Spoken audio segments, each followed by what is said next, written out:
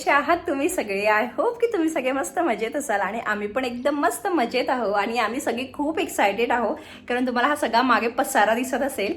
तर यासाठी कारण आता आम्हाला पॅकिंग करायची आहे, उद्या आम्हाला निघायचं आहे. तर आमचं असं चाललं होतं की आपण पॅकिंग आजच करूया.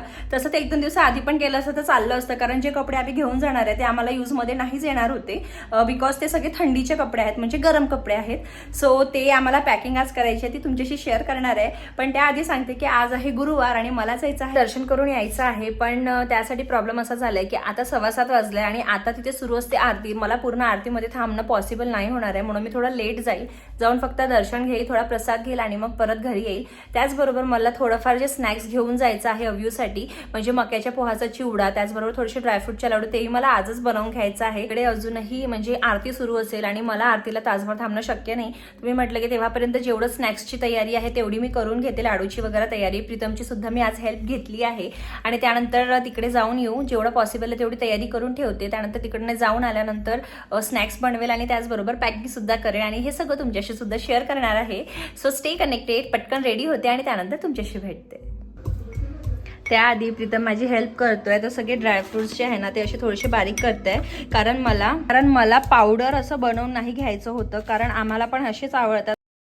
चला तर प्रीतम त्याचं काम करतो आहे, त्याला मी राईट साईडला शिफ्ट करून घेतलं आणि मी म्हटलं की मी पण आता फ्री आहे तर पटकन मखाने वगैरे भाजून घेते, कारण मला मखाने ना थोडे रोस्टेड पण घेऊन जायचं आणि त्याचबरोबर मला ड्रायफ्रुट्सच्या लाडूमध्ये सुद्धा मखाण्याचा पावडर लागणार होता, म्हणून मी कढईमध्ये थोडंसं तूप घालून घेते आणि हवे तेवढे मखाने मग त्यात घालायचे. तर मी ना जास्ती क्वांटिटीमध्येच घालणार होते, म्हणजे मी तर ट्राय करत होती जेवढ्या सगळेच मी भाजून ठेवून देते, कारण मी एका पॅकेटमध्ये थोडेसे रोस्टेड पण घेऊन जाणार होते आणि त्याचबरोबर पावडर पण मला लागणार होता. सो इथे मी तेच काम करते आहे. सर्वात आधी छान असं त्याला भाजून घेते आहे. इथे मी सगळे मखाने छान भाजून घेतले आहे, त्याला थोडं गार करायसाठी साईडला ठेवलं, तेव्हापर्यंत वेळ होता म्हणून म्हटलं खजूर सुद्धा छान अशा हाताने ओपन करून घेते, कारण खजूर ना थोडे कडक असतात या दिवसांचे आणि त्याचबरोबर मला ते थोडेसे मॅशी हवे असते, कारण लाडू बनवायसाठी आपल्याला थोडे मॅशी लागतात आणि ते कढईमध्ये तुपात जरी घातलं तर त्याला खूप मॅश करावं लागते. त्यापेक्षा छोटे छोटे जर तुम्ही हातानेच केले आणि मिक्सरमध्ये एकदा फिरवलं तर ते भरपूर प्रमाणात मॅशी होऊन जात. चला तर आता इथे माझे जे रोस्टेड मखाने होते ते सुद्धा छान गार झाले होते, त्याचा मी पावडर सुद्धा इथे बनवून घेतला होता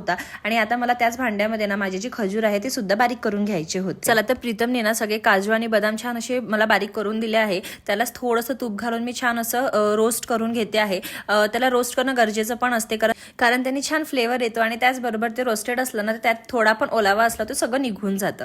चला तर माझ्याकडे ना थोडे सीड्स आहेत, सनफ्लॉवर सीड्स, पंपकिन सीड्स आणि त्याबरोबर आणखी पण एक सीड असते, म्हणजे 3 टाईपचे सीड्स मी नेहमीच घालत असते आणि माझ्याकडे आज सुद्धा अवेलेबल होते तर मी ते सुद्धा घालणार आहे.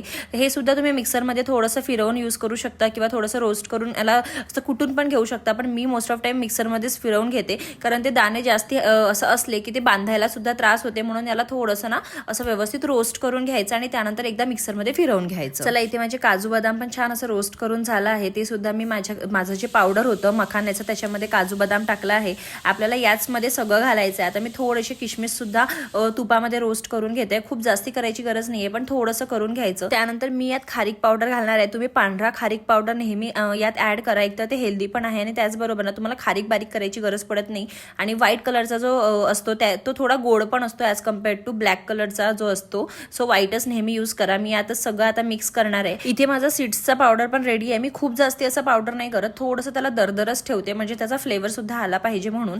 त्यानंतर एकाकडे मी तूप गरम करायला ठेवलं आहे, त्यामध्ये मला खजूर टाकायचं आणि थोडं मॅशी होईपर्यंत त्याला छान असं मिक्स करून घ्यायचं आहे. त्याचबरोबर मी थोडी खसखस आणि त्याचबरोबर थोडंसं जे आपलं खोबरं असते ते सुद्धा घालत असते. आज माझ्याकडे खसखस अवेलेबल नव्हती पण खोबरं अवेलेबल होतं, म्हणून मी खोबऱ्याचं जे कीस आहे ते सुद्धा यात थोडं घालणार आहे.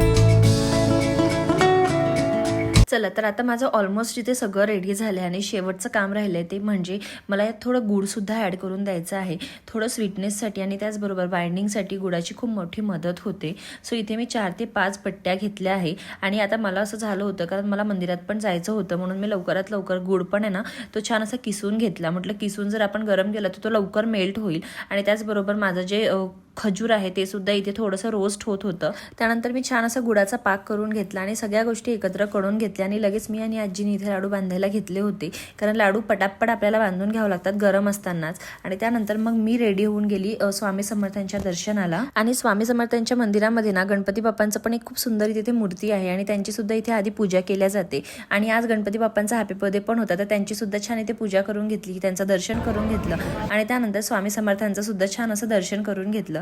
माझं मन खूप प्रसन्न होते. प्रत्येक गुरुवारी मी इथे यायचा प्रयत्न करते. लास्ट वीक माझ्याकडनं पॉसिबल नाही झालं, कारण माझ्याकडे अव्यूचं बोरणान होतं आणि त्याचबरोबर हळदी कुंकूचा प्रोग्राम होता, म्हणून आज वेळेत वेळ काढून मी जाऊन आधी दर्शन करून आली. तेवढंच बरंही वाटतं आणि बाहेरही निघायला मिळतं. चला तर मी घरी आली आहे आणि आता मी ती चिवड्याची तयारी करते आहे. त्यासाठी मला लागणाऱ्या गोष्टी मी सगळ्या काढून ठेवल्या आहे. सर्वात आधी प्रीतमनी छान असं अव्यूला जेवण भरवलं. आता स्वतः पण जेवण करतोय, आजी पण जेवण करताय. मी पण आधी जेवण वगैरे करून घेते, त्यानंतर आम्ही पॅकिंग करायला घेऊ आणि त्यापूर्वी मी पटकन असा चिवडा बनवून घेईल. खूप क्विक आहे, पटकनच बनतो, पण अव्यूला तो आवडतो पण आणि तो खूप एन्जॉय करून खातो. आणि कधीतरी असं होतं ना की म्हणजे जेवायला वेळ आहे किंवा थोडंफार चटरपटर लागते आपल्याला सुद्धा. सो ते सुद्धा मी काय काय अव्यूसाठी चटरपटर घेणार आहे ते सुद्धा तुमच्याशी शेअर करते. चला तर स्टे कनेक्टेड आणि मी पटकन आता चिवडा बनवून घेते. आता ना मी माझा फोन अपडेट केला. iOS किती होता, 26चं एक अपडेट आलेलं, ते मी केलं आणि मला असं जाणवत आहे की क्लिअरिटी थोडीशी फ्लक्च्युएट झाली आहे. म्हणजे चांगली आहे की नाही माहिती नाही, तुम्ही सांगा चांगली आहे की वाईट वाटते आहे. आणि बघा अव्यूचं असं असते, मी जेवण करेल ना तरी सुद्धा त्रास द्यायचा, बाबांनी जेवण करता तरी सुद्धा, आणि आजीने जेवण करताना तर भयंकर त्रास द्यायचा तिला. तिच्या वरणाच्या वाटीत तुम्हाला वरण दिसणारच नाही, एकतर भात किंवा भाजीच दिसेल, असं असते याचं. चला तर आता मी पटकन बघा पटकन चिवड्याची तयारी करते, चिवडा बनवते, त्यानंतर तुमच्याशी भेटते.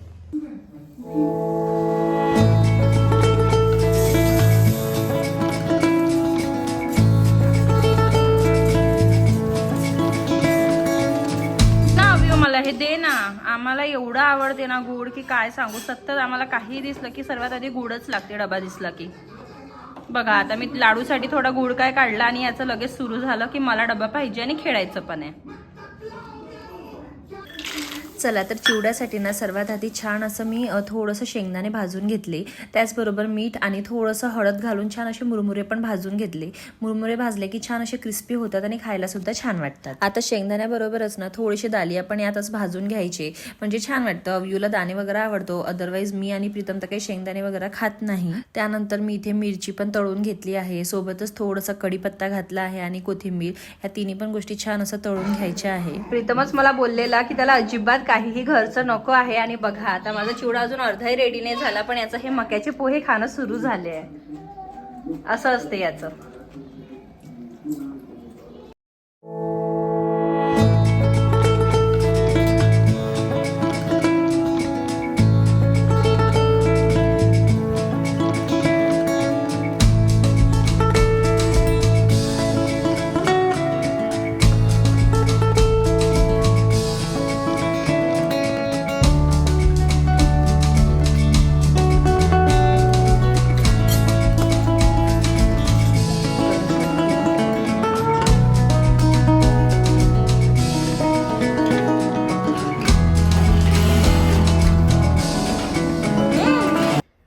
सो चला पॅकिंग स्टार्ट करूया. सगळ्यात आधी आम्ही करतो आहे अव्यूची पॅकिंग.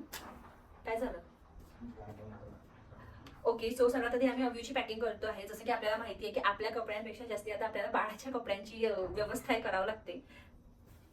सो सर्वात आधी आम्ही खूप सारे डायपर्स घेतले आहे. आमचा जो टूर आहे तो 6 डेजचा राहणार आहे आणि 5 नाईट्सचा राहणार आहे. तर त्याच्या हिशोबाने सध्या आम्ही 20 डायपर्स घेतले आहे.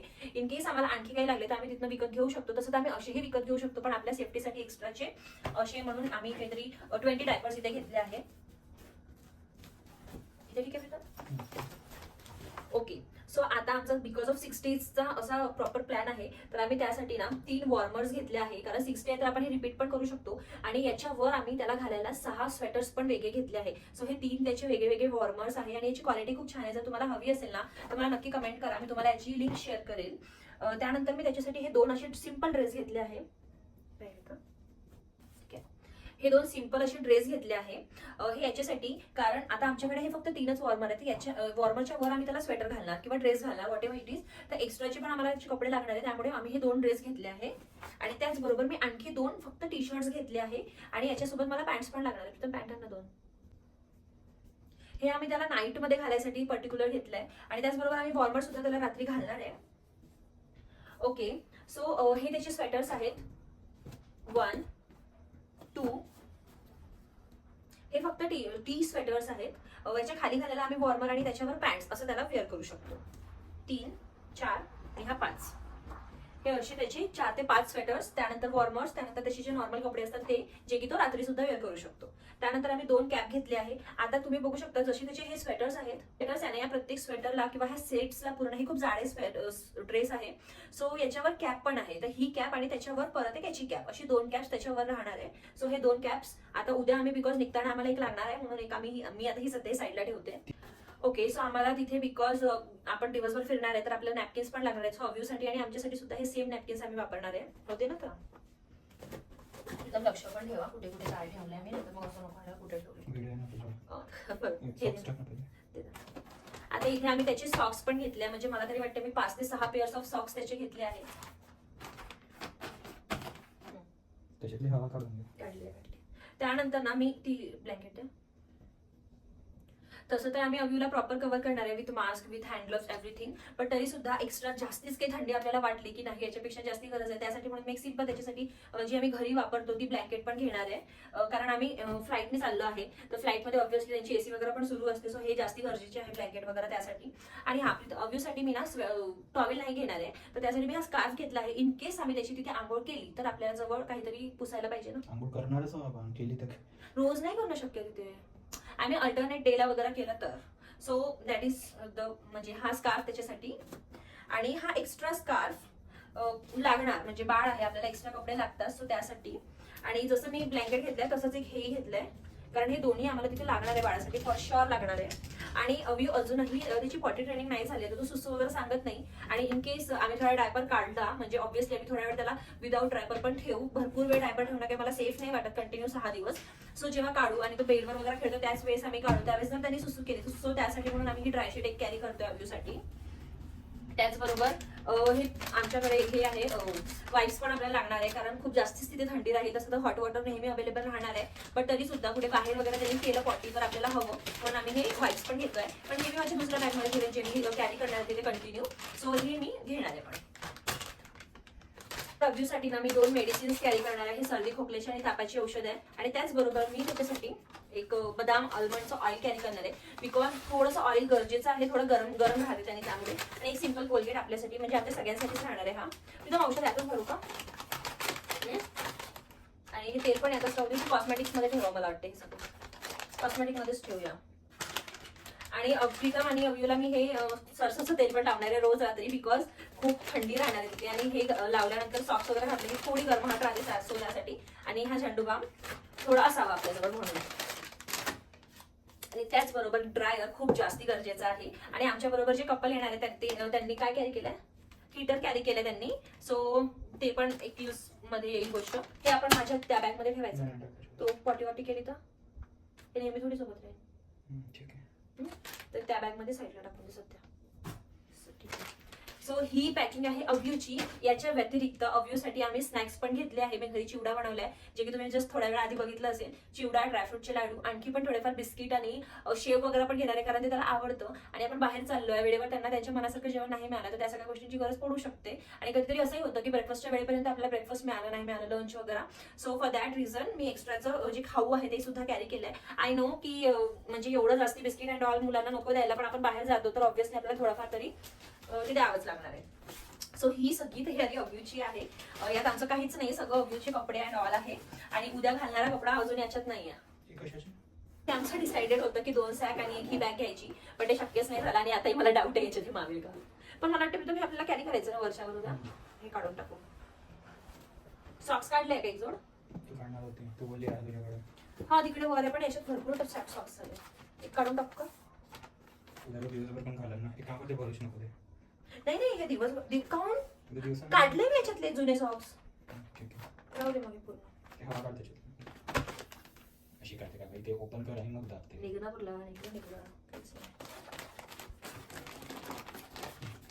ठीक आहे. Okay, so let's it. आणि सगळ्यात महत्वाचं म्हणजे अव्यूची ही फर्स्ट फ्लाईट राहणार आहे.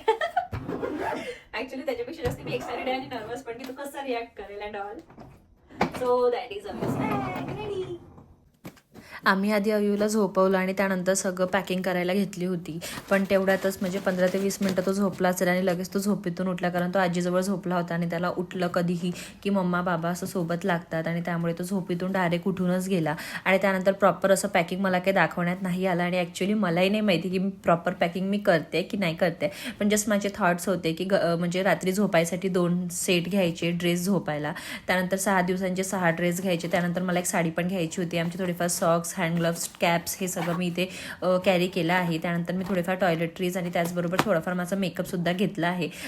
या बॅगमध्ये ना माझं आणि प्रीतमचं सगळं सामान आलं होतं. यात अजूनही आमचं टॉवेल अजून ॲड करायचं होतं, थोडेफार इनरवेअर्स ॲड करायचे होते, ते मी उद्या करणार आहे. आणि चला अशी काहीशी माझी सिम्पलसी पॅकिंग होती. आणि प्रीतम आता अव्यूला सांभाळतो आहे आणि त्याने एकदम ग्रँड एंट्री मारली आणि असं त्याचं चाललं होतं की कुठे काय चाललं आहे, मम्मा माझ्या जवळ का नाही आहे, आणि असं खूप रागाने माझ्याकडे बघत होता. आणि त्यानंतर माझ्या जवळ आला, खूप सारं पॅम्परिंग करून घेतलं, पण तो अजूनही झोपीतच होता. पण त्याचं असं होतं की आई मला फक्त धर. यानंतर मला तुम्हाला दाखवायचं होतं की आम्ही खाऊमध्ये काय काय घेतलं आहे, पण ते शक्य नाही झालं बिकॉज अव्यू उठला. आणि त्यानंतर आता परत जर मी खाऊ काढला असता तर त्याने मला खायला मागितलं असतं आणि त्यानंतर परत पसारा केला असता, कारण ऑलरेडी बेडरूममध्ये भरपूर पसारा झाला होता. म्हणून मी हा माझा व्हिडिओ इथेच एंड करते. आय होप की तुम्हाला आमची एकदम बेसिकच पॅकिंग आवडली असेल. नेक्स्ट टाइम आम्ही आणखी एक प्लॅन करतो आहे विदिन 3 to 4 मंथ. त्याच्यानंतर त्यावेळेस ना मी प्रॉपर तुम्हाला माझा पॅकिंगचा व्हिडिओ शेअर करेन. आता सुद्धा आम्ही भरपूर साऱ्या गोष्टी ॲड केल्या आहे ज्या गोष्टींची आम्हाला गरज पडू शकते. आणि त्याचबरोबर तिथे भरपूर थंडी राहणार आहे, म्हणून आमचे मोस्ट ऑफ गरम कपडेच आहे आणि त्यामुळे आमचे एवढे जास्ती कपडे दिसत आहे. अदरवाईज आमचे 2 ते 3 जोडमध्ये सुद्धा झालं असतं. चला भेटूया अशाच एका मस्त व्हिडिओ बरोबर. तेव्हापर्यंत बाय अँड टेक केअर.